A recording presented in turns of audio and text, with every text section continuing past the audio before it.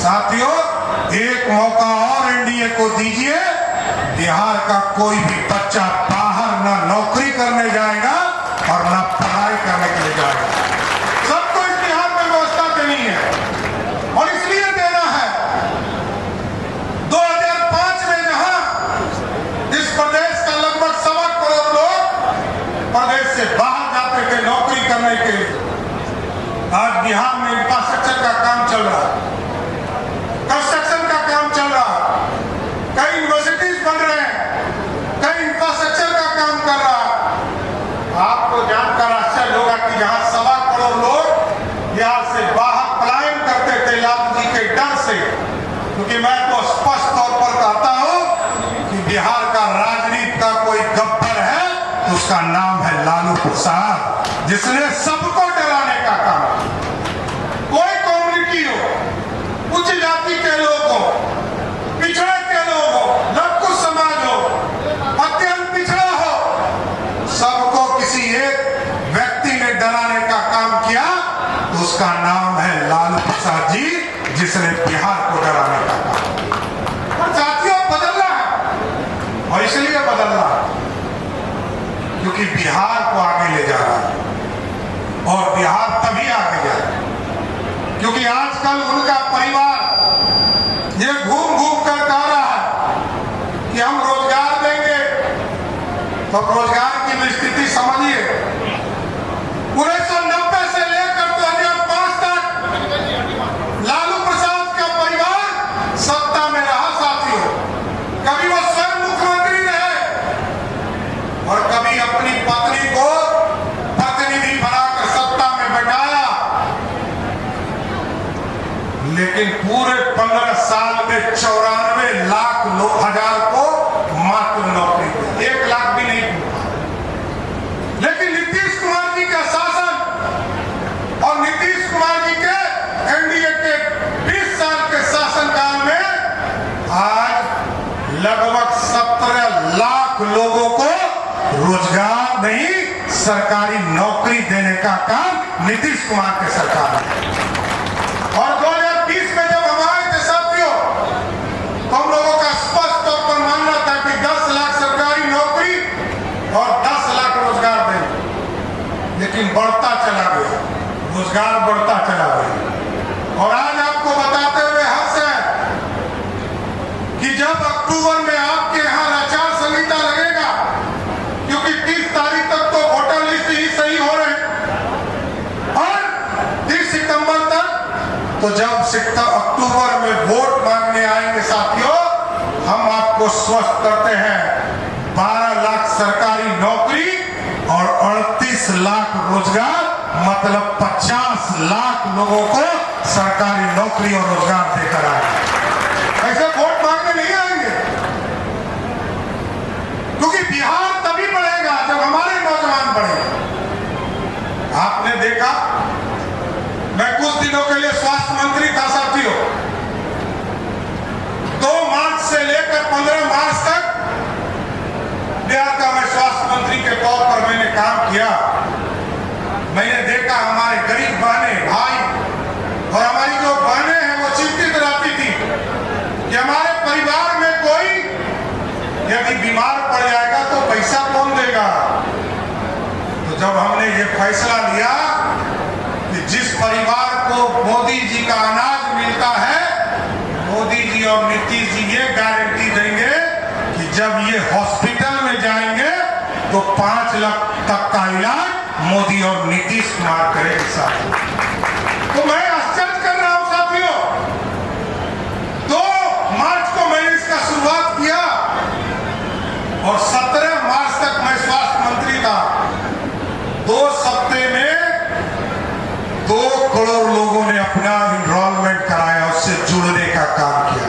2 करोड़। इसका मतलब है बिहार के लोग आर्थिक रूप से समृद्ध नहीं है, आर्थिक रूप से और मजबूत खड़ा करना है। इसलिए अभी आप लोगों ने देखा, हम लोगों ने बड़ा फैसला लिया कि हमारी जो बहनें हैं, विधवा बहनें हैं, हमारे जो वृद्धजन हैं और हमारे जो विकलांग भाई हैं, दिव्यांग जन हैं, उनको 400 रुपया का पेंशन मिलता था, उसको बढ़ाकर 1100 रुपया करने का काम नीतीश कुमार की सरकार ने किया।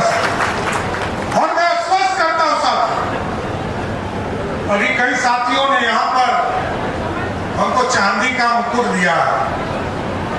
मैं तो आग्रह करूंगा कौशल जी से और जो विनय जी से, क्योंकि यही दोनों व्यवस्थापक है, कि हम दोनों भाई का मुकुट ले लीजिए।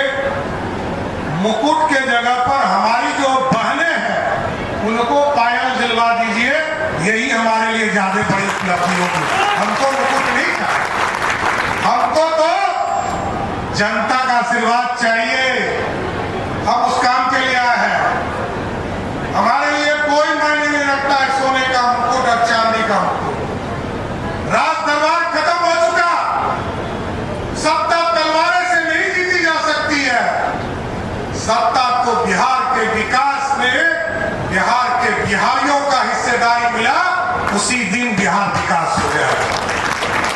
और मैं बताना चाहता हूं, मैं फाइनेंस मिनिस्टर जब बना तो लोग पूछते थे फाइनेंस में क्या है, आप क्यों फाइनेंस मिनिस्टर हो गए।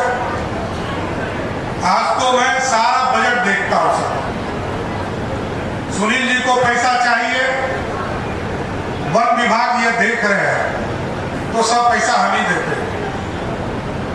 रोड बनता है वो भी पैसा हम ही देते। तो मैं सिर्फ बताना चाहता हूं साथियों, क्या बदला हुआ बिहार। देखिए साथियों, मैं तो बहुत लंबे समय से 27 साल से सरकार के अंदर बैठता हूं। मैं जब पहली बार सदन के अंदर आया था तो मेरा तनख्वाह भी 6,000 रुपया था और ये पूरे बिहार का बजट भी 6,000 करोड़ रुपया। जब नीतीश कुमार जी को सत्ता मिली साथियों तो बिहार का बजट 23,000 करोड़ रुपया था। और जब बिहार झारखंड बंट रहा था तो बिहार में यह चर्चा थी कि झारखंड में सब पैसा चला गया। हमारा सब अफसर भी उधरे जाना शुरू किया और उसका कारण था ये जो रेवेन्यू है, ये जो राजस्व है, ये अपना हिस्सेदारी है। उस समय जब झारखंड बंट रहा था आदिवासी के कल्याण के लिए, सरदार अटल जी ने बिहार और झारखंड को बांटा तो 23,000 करोड़ रुपया के राशि में से जो बिहार का हिस्सेदारी था उसका 87% झारखंड से आता था और 13% बिहार से आता था। तो लोग कहते थे कि अब तो यहाँ दो ही चीज न बचा है, एगो बालू और दूसरा वही चोरवा का नाम आ जाता है। आप सोच लो, चारा चोर को बैठाना है, जो बेजुबान गाय के बछड़े का चारा खा जाता हो, उसको सत्ता देनी है क्या। देखिए आज बिहार बदला है साथियों। और जब मैं बजट पेश कर रहा था 1 घंटा पहले झारखंड बजट पेश किया और उस समय मेरा 56 इंच का सीना मोदी जी का चेला वाला बन गया। और इसलिए मेरा साथियों कि मैंने देखा जिस झारखंड को 87% पैसा मिला, उस झारखंड का बजट 1,40,000 करोड़ का था और बिहार का मैं बजट पेश कर रहा था, सम्राट चौधरी कुशवाहा का बेटा बजट पेश कर रहा था तो 3,17,000 करोड़ का बजट। यह बदलता हुआ बिहार है साथियों। इसलिए सम्राट अशोक के मार्गदर्शन में सम्राट अशोक ने जो सपना देखा इस अखंड भारत का और यह स्वर्णिम काल दिया है भारत को, कोई दूसरे राजा के सामने स्वर्णिम काल नहीं दिखा जाता है साथियों। 200 वर्षों तक राज किया। यदि आप चाहते हो कि फिर से बिहार में स्वर्णिम काल आए तो एक बार एनडीए को वोट देकर फिर से जिताने का काम कीजिए साथियों। और एकदम स्वतंत्र कर दीजिए उम्मीदवार लोग को, एकदम उम्मीदवार लोग को स्वतंत्र कर दीजिए। विधायक बनिएगा, कुछ नहीं, कोई गलतफहमी मत रहिएगा। देखिए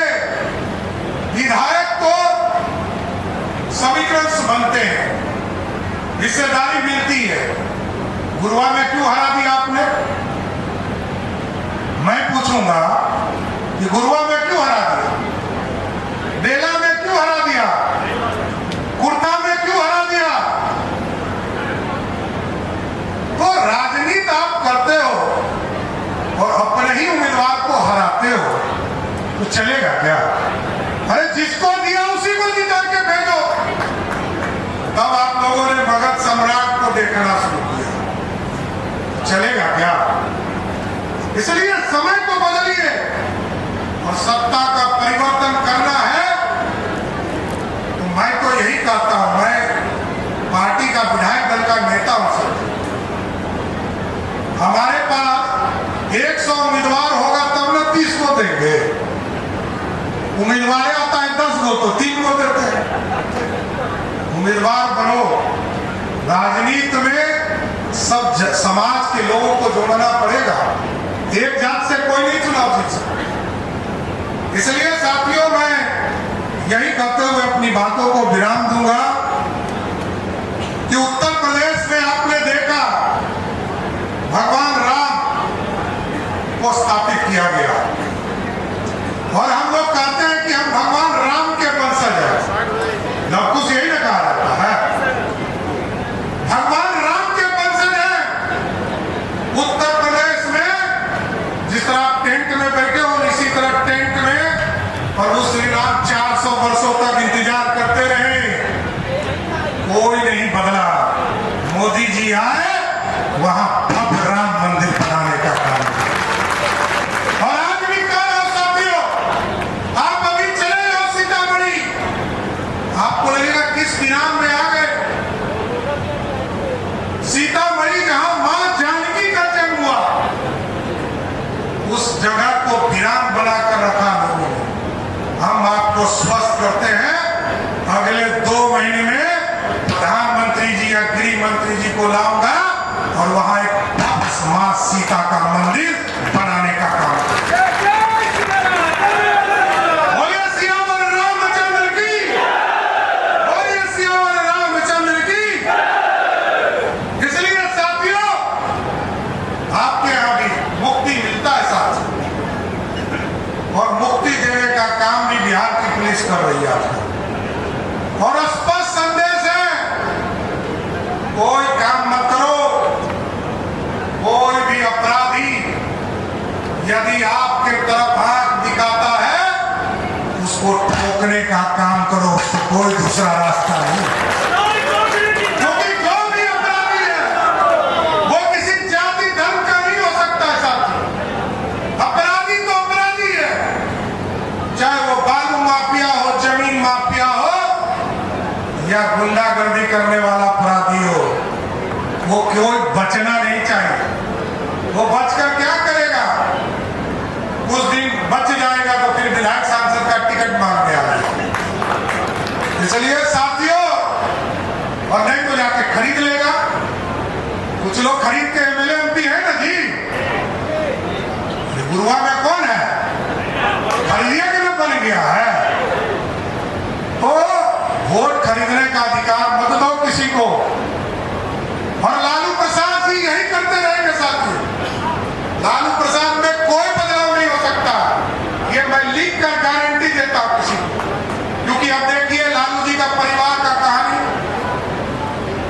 यदि गलती से किसी की सत्ता आ जाए तो किससे मिलोगे? लालू जी से मिलोगे, राबड़ी देवी जी से मिलोगे, निशा भारती से मिलोगे, रोनी आचार्य से मिलोगे, तेज प्रताप से मिलोगे, वो जो बचवा है तेजस्वी उससे मिलोगे। किसे मिलोगे? इसलिए साथियों मैं यही आग्रह करूंगा, निवेदन करूंगा कि बिहार की राजनीति को बचाना है और सम्राट अशोक के सपने में जो स्वर्णिम काल इस भारत को दिया, स्वर्ण बिहार बनाना है। यही आग्रह और निवेदन करते हुए अपनी बातों को विराम देता हूं। बहुत बहुत धन्यवाद।